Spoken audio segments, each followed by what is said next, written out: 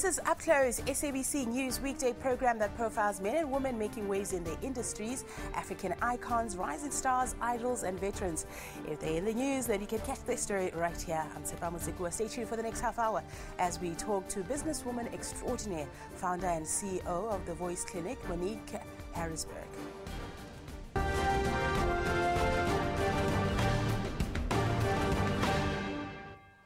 If you visit the Voice Clinic website, it promises to provide the perfect solution to all of your voice and public speaking requirements, having coached over 176,000 people successfully.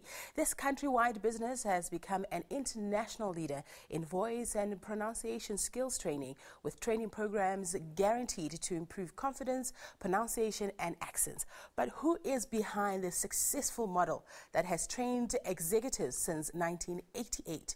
On Up Close today, meet Monique Rissen-Harrisberg, who started the business at the tender age of 22. Wow, Monique. Thank you for joining us on Up Close. Pleasure. That's what it takes, isn't it? That's what everybody seems to be saying. Exactly. All you wanted to do was? All I wanted to do was become a beach bum after I finished studying, and then I landed up starting a business, and I haven't stopped running it ever since. Let's start by unpacking the model of your business and who you train. You know, just kind of like giving us, our SADC community that's watching us, an idea of what the Voice Clinic is about. Sure. Basically what we do is we teach people how to use their voices effectively. So the voice counts for 38% of every communication message. So we're judged and assessed by the way that we speak. So if we mumble or we speak too slowly or too quickly, people will form an impression about us. So really that's the starting point of the Voice Clinic. We teach people how to breathe, how to relax, how to lower the pitch of their voices, how to work on their accent, their pronunciation, and of course build confidence and self-esteem so that really one can communicate on a one-on-one basis with people, provide excellent customer service, and of course give good presentations and public speeches. So it's really an all-rounded program, but we start with the voice because we believe that that is the key for effective communication. Let's go back to your story, Monique. I mean, you started out, you trained in drama and speech, and you also trained a bit as a teacher. Why didn't you take that route, especially at 22? Well, my plan was to become an actress, so I didn't care about becoming a starving actress in a garret or something like that. But what happened was I actually got a job as a teaching professional, teaching future teachers how to use drama as a teaching tool at the Belleville Teachers Training College. And that's where I worked for about 6 or 8 months. And then I realized that I could never understand what any of these future teachers were saying because of the way that they spoke. They mumbled, I couldn't hear them, and I found it incredibly frustrating. And the whole idea of the Voice Clinic came to me when I was driving to the college one morning. It suddenly literally popped into my head. And I thought the Voice Clinic, and in fact the courses haven't really changed that much since 1988. So it was really born out of a frustration of not being able to understand what people were saying. Let's go a little bit more into your background, Monique. Where did you grow up? So I grew up in Cape Town in a place called Milnerton. And I went to UCT drama school and I did my honours in theatre directing, and I did a BA in English and drama at UCT as well. And throughout that period I was always acting in plays, directing plays, and I did some drama teaching diplomas through the Trinity College of London. So I was always a workaholic. I never stopped working, and I'm still working all the time. In fact, I'm probably working harder now than I did then, which is quite hard to believe. You sort of think later on in life you'll start relaxing, but it doesn't happen like that. Oh, really? I would have thought by now, I mean, you've got a staff countrywide of over 60 people, so I would have thought that you probably have slowed down a little bit. But you know what, Monique, what I wanted to do is really try to unpack the character of somebody who becomes such an extraordinary businesswoman. So I'm interested to know, what was Monique the child like? How were you like at school and at home? Funnily enough, at home and at school, I was more reserved, so I wasn't loud and overconfident. I was more of a thinking kind of person and intellectual in a way. And I actually landed up having a talent for drama and performing and for acting.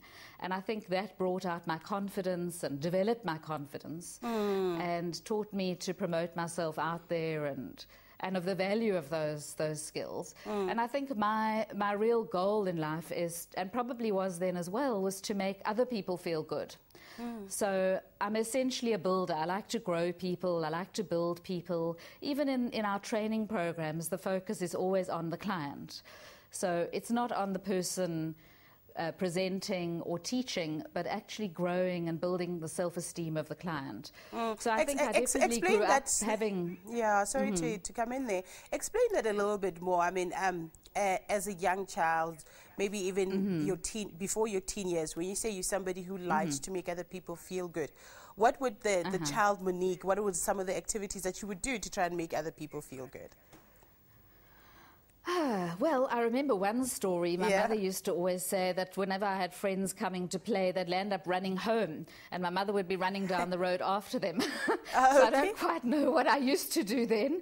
Probably we used to fight, or who knows what used to happen, but I was a bit of a tomboy. Okay. Used to ride my bicycle around and used to ride one of those chopper bikes in the road and sort of freewheel over pavements and do all sorts of weird and wonderful things. So I wasn't the little ballet type, little girly girl. I was definitely more of a boy girl. And yeah, that was quite a strong leaning in terms of my personality. That's very interesting. So then you end up at UCT and you studying drama. What was that period of your life like as a student at UCT? What are some of your fondest memories of studying there? Well, I did the BA in English and drama, so it was focused on English and drama and lots of books and studying and that sort of thing. And that was my focus. But throughout, I was always acting in plays, involved with the Drama Society. And after I completed that, I went and did the honours in theatre directing at the Michaelis Drama School. And that was really my best year, I would say, because I was involved with taking the UCT drama production to the Grahamstown Festival, and I directed about 3 or 4 plays in that year, and quite controversial theatre, very intense dramatic theatre. Okay. That was always my style, and quite political in a funny way. So it's quite interesting, yeah. Yeah. Okay, we're going to take a quick break, Monique, and when we come back, I want to talk about being 22, starting a business, some of the challenges that you experience throughout the years. Great. After the break, we continue to get up close with Monique. We would greatly appreciate any suggestions or comments that you have about the show. Email us upclose@sabc.co.za or our Twitter handle @upclosesabc. We'll see you just now.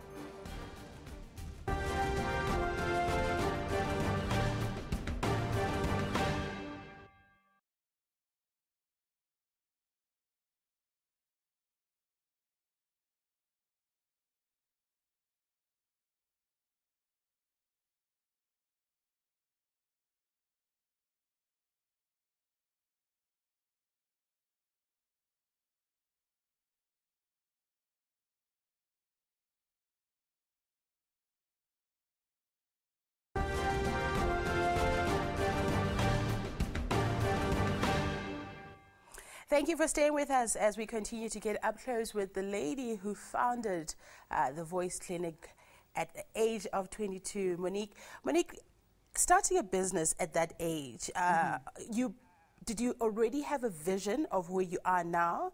Or was it just something to do? Like you started off by saying you just wanted to find a way to spend more time on the beach.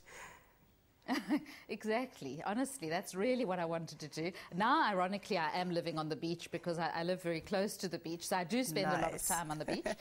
But at that age... Your dream finally came true. Yeah, exactly. It's funny, sort of 25 years later. Yes. So see what happens if you wait. Anyway, I started the business. I had this idea of the Voice Clinic, And I drove and I got to the college and I discussed it with a number of the other lecturers, and they all thought it was a great idea.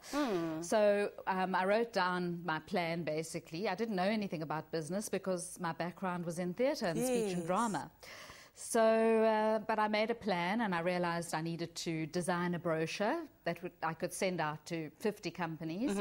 And I wrote a brochure because I had an art background as well, and because of the English literature, I could write my own advertising. Okay. So that was quite easy for me. And I wrote this brochure, and I went off to one of the printing places, and it cost me 20 cents a brochure to print. And I printed 50, so it was very cheap. And I sent them off to 50 companies with the name The Voice Clinic, which wasn't really officially listed, or I hadn't formed a company or anything like that. And I put a phone number. I was still living with my family at home in Sea Point at that time. And I asked my mom, there was a second telephone line, if I could use that line for the future voice clinic. Okay. So, of course, she said yes. So I connected an answering machine in those days to that telephone. So if I wasn't there, then people could phone the number and they'd hear, "Hello, you have reached the voice clinic. Unfortunately, we are unable to take your call right now, but please leave a message and I'll get back to you." And I recorded that message in my pajamas while sitting on the bed. And but it shows you how the voice can send out a certain image and create an impression. Yes, yeah. And then I sent out the brochures and I went away, I think, to Hermanus with friends for about 4 or 5 days. And I came back and lo and behold, there were a couple of inquiries from a few of the companies that I'd sent brochures to. And I phoned them back in my pajamas, a student, 22 years old, sitting on the bed, acting as if the voice clinic had been around for ages. And I could definitely come and see them to talk about how we could help their organization develop their customer service. But of course, I knew nothing really about what I was talking about. Did you have training modules at that stage? Did you have an idea how you're going to do it? And also, how did you know that would be your target market, to actually go to companies and say, okay, I'm going to train your executives to be able to speak better, etc.? I think it was instinct. A lot of it was instinct and intuition and creativity, and also the desire to improve the level of speech and customer service and communication. And in those days, people weren't interested in those skills. You know, the focus was computers, learning how to use a hard drive of a computer, accounting training, finance training. So people really weren't aware of the importance of the voice in communication and professionalism. Now it's become more of the norm, but in those days it was very unusual. So I had to create an interest and an awareness by getting people to become aware of the fact that the voice is a very important tool and that's how we are assessed. And so I had those inquiries and off I went and managed to sell 1 or 2 courses. And then I needed offices, which where did you get your courses? How did you come up with them? Like your training module? Well, because I'd done drama for all those years and drama teaching, I had an idea of what I would be teaching, although it wasn't really listed and written out. And I landed up finding offices which I sublet. I remember negotiating with the painter to pay him 70 Rand to paint the offices at the time. And I took a 3-month lease on the offices. So that's how long I thought the business would last. And we're still in those same offices in Cape Town, although we've expanded onto the floor. But and that's how it started. And I think after a month I had 16 clients. And one of my clients was a training manager from a big company. And he said to me, you know, instead of giving us notes every time we come for a lesson, why don't you formalize it? And he actually helped me formalize the program. And we have that same program today. We have about 25 training programs, but that remains the cornerstone of our courses. You know, you make it sound like you just stumbled upon this, you know, but it was quite innovative. Especially, like you said, at the time, it was a skill that people didn't think was very important. And you're talking about South Africa, where it's a melting pot of different people who speak very differently. We've got a lot of different accents. And in the corporate space, we need to be able to understand each other. So, I mean, big ups to you. That was quite innovative. But I'm interested, were your parents in business? Because most of us, when we finish school, the first thing we think is go find a job. it's a good point that you're making, because my father was in business and he was an entrepreneur, and he actually finished school when he was 12 years old. He had to go out and work because his family couldn't afford to send him to school. Yes. And he went and was working, and then eventually he started a chemical company. And he built that up, so he had chemical companies around the country. And he was my role model. And I think I wanted to be like him. Being a tomboy, I wanted to be like my dad. And I think I had this vision of becoming a businesswoman and building up businesses. Yeah, no, that must have really helped. That must have really helped. Okay, Monique, we're going to take another break, and then we're going to continue with our chat. We're talking to Monique Rissen-Harrisberg, who is the founder and CEO of The Voice Clinic. Any suggestions or comments that you'd like to share with us? Our email, upclose@sabc.co.za, or our Twitter handle @upclosesabc. We'll see you just now.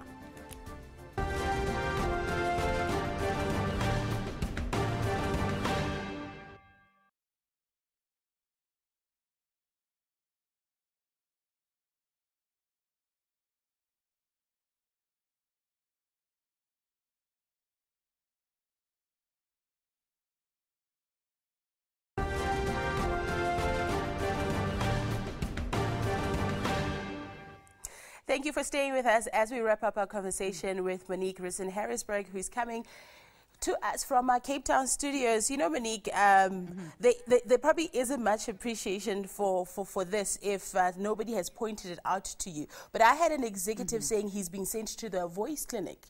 And I realized that he speaks very fast. And when he speaks fast, he squeaks. And he started going to the Voice Clinic and learned to slow down, and it made him come across more authoritatively, if I may put it that way. Yes. So it is actually a very fascinating skill to have. Absolutely. Yeah. And if your voice lets you down, and if one mumbles, then one projects the image of nervousness, a slovenly kind of image, and nervousness and a lack of confidence, Yeah. and almost that you don't care about the other person. So if you're talking to me and I don't have the courtesy to try and speak clearly, and I sort of say I speak like this, it sounds like I'm not interested in you, and I don't care. So people need to project more energy when they speak, more enthusiasm. They need to lower the pitch of their voices. And if one really doesn't make that effort, it doesn't enable one to project that confidence. Well, Monique, who is Monique outside of this great business that you've built? I mean, you're in Durban, you're in Johannesburg, you're in Cape Town and another city. Who is Monique? You say you were a tomboy, but you did manage to get hitched. Absolutely. Yeah. I remember when I was young and I started the business, and I went to visit a friend of mine overseas. Yes. And I said, and I was writing my resolutions for the next year because it was sort of New Year. And he said, "What have you written down?" And I wrote, "I want to have it all. I want to have a good business, a good marriage, kids, all of that." And he said, "You can never have it all. You have to choose between business or family." And I set about, obviously, trying to disprove his philosophy. Okay. And my most important aspect of my life is really my family, I would say. Family and business are the two important areas. And, of course, friends. And I love socializing and having lots of parties and entertaining and watching the sunsets and going for walks on the beach. And it is important to have that balance where possible. And how does your husband deal with such a successful wife? Well, it's interesting. He's actually an eye surgeon, ophthalmologist. Okay. And after about 10 or 15 years of running his practice, he decided to join me in my business, really? the Voice Clinic. Wow. And we actually formed a separate division called the Stress Clinic. And he was very involved with doing that. But his ultimate dream was to do music, because he's also a musician.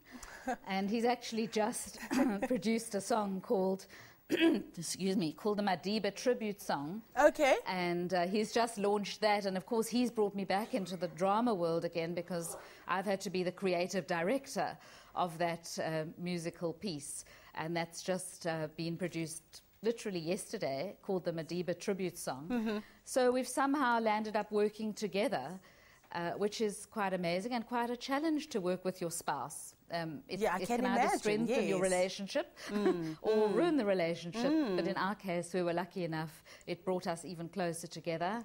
And we're a very strong family unit. And I'm interested that how your kids actually relate to all of this, because if there's anything that's coming across is you and your husband do not take life too seriously. You know, you enjoy yourself. I mean, the fact that now you guys are doing music when he is a professional in another area. So is that how you bring up your boys to know that, you know, like, don't take life too seriously, enjoy it? Well, I'm terrible because my boys will come home from school and I'll say, come, we're all going out for dinner. And they'll say to me, no, but they've got homework. I'll say, never mind the homework. Come, we're going out for supper. So I'm the opposite, with the result that they're actually quite diligent and conscientious because I tell them not to worry about it. So it's a kind of reverse psychology way of bringing up your kids. But it tends to work quite well. And I like to be their friend. You know, I'm their buddy. I like to have fun with them. And they'll tell me when I drive, you know, slow down, don't drive so fast, stop swearing. And I'll say, yeah, but I'm not a nerdy mom. I'm a fun mom, you know. I'm a cool mom. Aren't I the coolest mom, you know? So I think I'm just a fun-loving person who likes to grow people and build people and enable them to see their potential and their talents and help them to communicate effectively and confidently. Monique, you make it sound like it has been an easy journey. Has it really? I mean, being a young woman in 1988 in South Africa, starting off a business, surely there has been some serious challenges that you had to overcome, because we've got quite a patriarchal society. Absolutely. Well, when I first conceived of the idea of the business, I went to one or two of the banks and the Small Business Institute and asked them for a loan. And of course, they said to me, that really is a silly idea and it's not going to work. So I actually used one of my bank credit cards to fund the business at the time. And I think I've always taken every objection as a challenge to prove them wrong. So if somebody has said you can't do that or that's too difficult, then I've always liked to defy them and to show that you can do it. And basically one can make anything happen. And certainly, yes, it hasn't been easy. I would say it's been incredibly challenging and difficult. But I am an eternal optimist. And no matter how many knocks one has to pick oneself up. And nothing is easy for anyone out there. Success isn't easy. So one has to literally have that true grit and push forward and believe in oneself and go for it. Has a business ever, I mean, we've got 2 minutes left. I just want to ask this before I ask you about the future for you and your business. Have you ever hit a ditch, like a point in time when you thought, I think maybe we should close down and move on? I would say every 3 or 4 months. Really?